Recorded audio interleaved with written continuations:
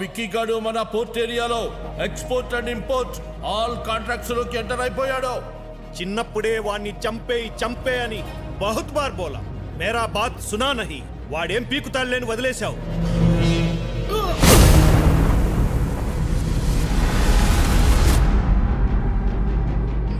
చివరికి గుప్తాను అడ్డు పెట్టుకుని నన్ను గెలవటానికి ట్రై చేశాడు ముఖర్జీ కొడుకు. ఇప్పుడొచ్చిందా మీకు నమ్మకం? ఇంతకాలం ఓ విక్కీ గాడున్నాడన్న భరోసాతో వీడు రెచ్చిపోయి మనందరి బిజినెస్ లోకి ఎంటర్ అయ్యాడు. రేయ్, ఇప్పుడు ఎవడిస్తాడ్రా నీకు భరోసా?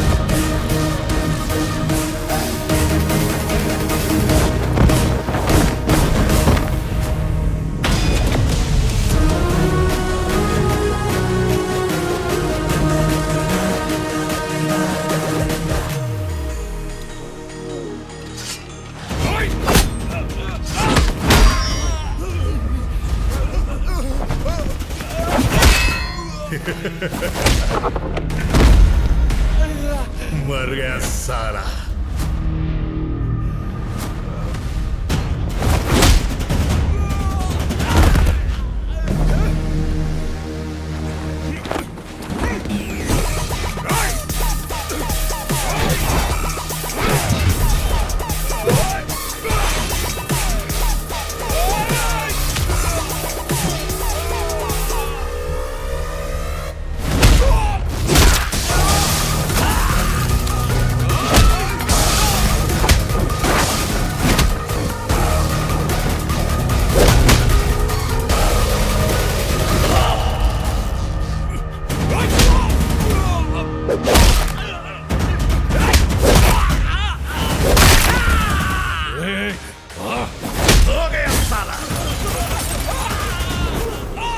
खत्म, दुकान बंद. मुखर्जी याद है, नाम है विक्की.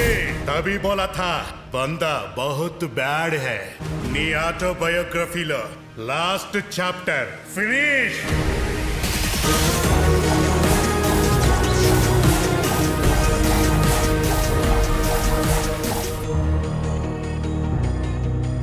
ఏం సాధించలేవన్న అన్నయ్య మాటలకి పంతం పట్టుదల కసితో డబ్బు స్థాయి అన్నీ సంపాదించాను.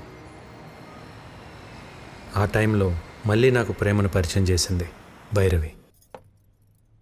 మీరిద్దరూ ప్రేమించుకున్న సంగతి భైరవి మాకు చెప్పింది. చూడు బాబు, ప్రేమించుకోవడానికి మీరిద్దరు చాలు, కానీ పెళ్లి జరగాలంటే 2 కుటుంబాలు కావాలి.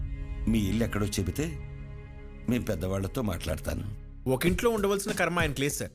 ఆయనకంటూ ఒక 5 స్టార్ హోటలే ఉంది. మేమందరూ అక్కడే ఉంటాం. మా బాస్కి ఆఫీస్ అని ఇల్లేనా ఆ 5 స్టార్ హోటలే. ఓ ఏటా భయపరా, అయ్యగారికి ఇల్లు కూడా లేదన్నమాట. పెళ్లి సంబంధాన్ని ఊపుకుంటూ వచ్చేసాడు బాస్. ఇల్లుదే ఉంది సార్, పెళ్లి కాలేదు కాబట్టి ఇన్ని రోజులు ఆగాను. కలకటాలో మీకు ఏ ఏరియాలో కావాలో చెప్పండి, రేపు మార్నింగ్ కల్లా విత్ రిజిస్ట్రేషన్ రెడీ చేసి పెడతాను. ఇల్లంటే ఇటుకలతో కట్టేది కాదు బాబు, మనుషులతో ఉండేది. డబ్బుంటే ధనవంతుడు అవుతావు, అదే కుటుంబం ఉంటే బలవంతుడు అవుతావు. ఈ రోజుల్లో ఎవరు సార్ కలిసి ఉంటున్నారో కుటుంబంగా? పెళ్ళి అవ్వగానే ఎవరికోవాలి సపరేట్ అయిపోతుంటే తప్పు. బంగారు కంచం ఉన్నా కడుపు నిండా తినలేని వాళ్ళు, పట్టు పరుపులున్నా కంటి నిండా నిద్ర పట్టని వాళ్ళు చాలామంది ఉంటారు. ఎందుకో తెలుసా? వాళ్ళ గెలుపుని సెలబ్రేట్ చేసుకునేందుకు వాళ్ళ బాధని ఓదార్చేందుకు కుటుంబం లేక. సో కుటుంబం లేనప్పుడు నీకు ఎన్ని కోట్లున్నా నువ్వు పేదవాడివే. ఎంతమంది పనివాళ్ళు నీ చుట్టూ ఉన్నా నువ్వు ఒక అనాథవే. మా అమ్మాయిని నీలాంటి ఒక అనాథకి ఇవ్వడం మాకిష్టం లేదు.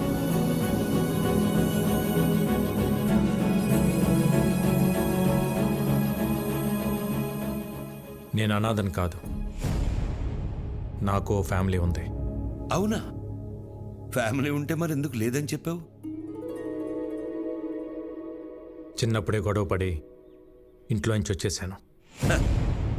ఏ కుటుంబంలో గొడవలు లేవు? మేం కూడా గొడవలు పడతాం, మరుక్షణమే మళ్ళీ కలిసిపోతాం. ఆ మేము అనేది కుటుంబం. చూడు బాబు, రక్త సంబంధం విడిపోతుంది కానీ తెగిపోదు. మా అమ్మాయి మీ ఇంటికి రావాలంటే మేం మీ కుటుంబంతో మాట్లాడాలి. శుభేచ్ఛ.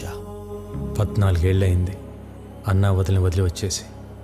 నేను కనపడగానే ఇన్నాళ్ళు ఎందుకు రాలేదురా అని అడిగితే తల దించుకోవటం తప్ప నా దగ్గర సమాధానం లేదు. మనకు అన్యాయం చేసిన వారిని కొడితేనే తప్పు అన్న అన్నయ్యకి నేను కలకత్తాలో ఏం చేసి ఎదిగానో ఎలా చెప్పగలను?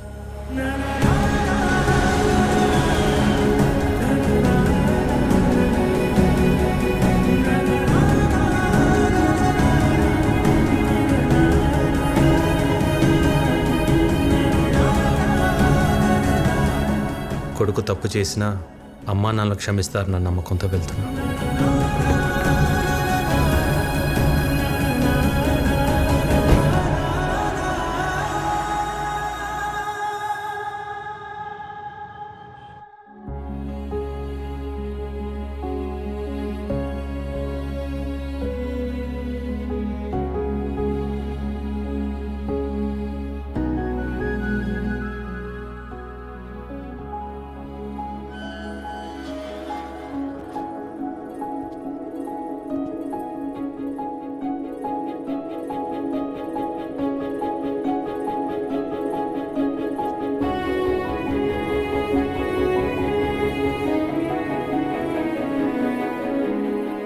అన్నయ్య,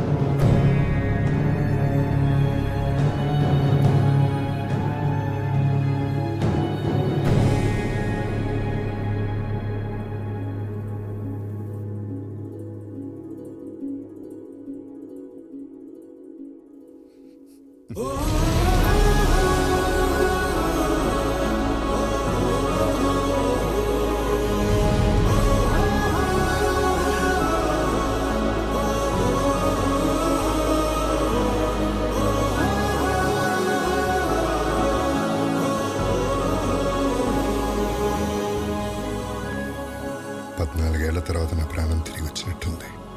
నీకోసం ఆ భగవంతుని కోరుకోని రోజు లేదురా. అమ్మా జనని, ఏంటమ్మా చూస్తున్నావు? బాబాయ్ అమ్మా. నేను నిన్ను ఫోటోలో చూసా బాబాయ్, కానీ ఇప్పుడు నువ్వు చాలా మారిపోయావు. నువ్వు మాత్రం చిన్నప్పుడు ఎలా ఉన్నావు అలాగే ఉన్నావురా. ఏంటే భూవి, నీ విక్కీ వస్తే అలా ఉండిపోయావు? వస్తే హారతి పట్టాలా, దిష్టి తీయాలా? భూవి, అనే నేను మాట్లాడుతూ ఉండు. బాగున్నావు వదినా? ఈ పిలుపు విని 14 ఏళ్ళయింది. ఇన్నేళ్ళు ఈ కళ్ళు నీ గురించి ఎదురు చూడని రోజు లేదు. ప్రతిరోజు ఈ చేతులతో నీకు ఇష్టమైన వంటలు వండేదాన్ని. ఒక్కరోజైనా తినడానికి వచ్చావా? అదే నేను మీ అమ్మాయి ఉంటే ఇలా వదిలేసి వెళ్ళిపోయి ఉండేవాడివా? అసలు ఇన్నేళ్లలో ఒక్కరోజైనా ఫోన్ చేశావా? నీకంటూ ఓ కుటుంబం ఉందని మర్చిపోయావా? లేక మేమంతా చచ్చిపోయామనుకున్నావా? ఏంది బొమ్మమ్మా, నిన్నటి దాకా సిన్నోడు రాలేదని పూజలు చేసుండ్లా వచ్చి నాకు తిడుతుండావు. పర్లేదు అన్నవి బాబాయ్. అమ్మ అయితే 4 కొట్టి మాట్లాడేది. మా వద్దని కాబట్టి ఒక్క మాటతో వదిలేసింది. ఎందుకు వదిలేసి వెళ్ళిపోయావు? చిన్న వయసులో తెలియలేదు వదిన. అనుకున్నది సాధిస్తే అన్నీ దొరుకుతాయనుకున్నాను. కానీ తెలియకుండానే సంవత్సరాలు గడిచిపోయాయి. ఇంకెప్పుడు బాధపడతాను. బాబాయ్, విక్కీని పైకి తీసుకెళ్ళి రూమ్ చూపించు. సిన్నోడా, పెద్దోడు నీకోసం కట్టించిన గది. రోజుకో పాలు ఇక్కడ రావాలా, నేను తలుచుకోవాలా?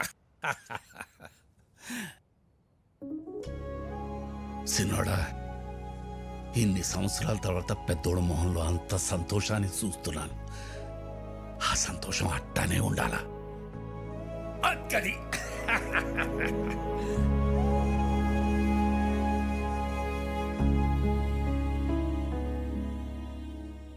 అన్నయ్య ప్రేమేంటో నాకు తెలిసింది. కానీ నేనేంటో అన్నయ్యకి తెలిస్తే